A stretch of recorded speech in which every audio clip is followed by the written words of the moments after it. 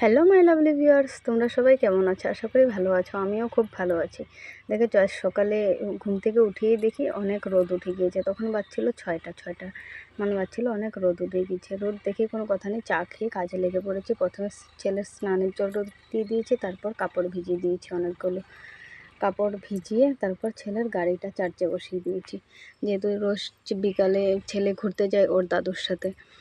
গাড়ি না চার্জ দিলে ও যেতে পারবে না, তো ওরও মন খারাপ হয়ে যাবে। তার জন্য ভাবলাম না, আগে গাড়িতেই চার্জে দিয়ে দিই। গাড়ি চার্জ দেওয়ার পর স্নান টান করে চলে গেলাম ঠাকুর ঘরে। দেখো অনেকগুলো ফুল পেরে নিয়েছি। আমাদের কাছে অনেক ফুল ফুটে, আর ফুল বেশি থাকলে ঠাকুর দিয়েও ভালো লাগে। তার জন্য আমি অনেকগুলো ফুল পেরে নিয়েছি। রোজ রোজ ফুল উঠাই, ভালোই লাগে ফুল উঠাতে। তারপর দেখো আমি ঠাকুর ঘরে ঢুকেছি, আমার ছেলেও ঢুকে গিয়েছে। ও খেলা করছে বসে বসে কাঁসা নিয়ে। এদিকে আমার ঠাকুর দেওয়া প্রায় কমপ্লিট। তারপর চলে গেলাম রান্নাঘরে।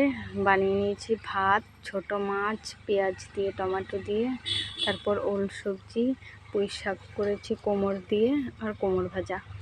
আজকের রান্না এতটুকুই। তারপর দেখো বাইরে বেরিয়ে দেখলাম অনেক রোদ, এখনও রোদ কমছে না। এদিকটায় আমার কাপড় শুকিয়ে গিয়েছে, কাপড়গুলো নিয়ে আসতে গিয়েছি, দেখে অনেক রোদ। কাপড়গুলো নিয়ে চলে এসেছি।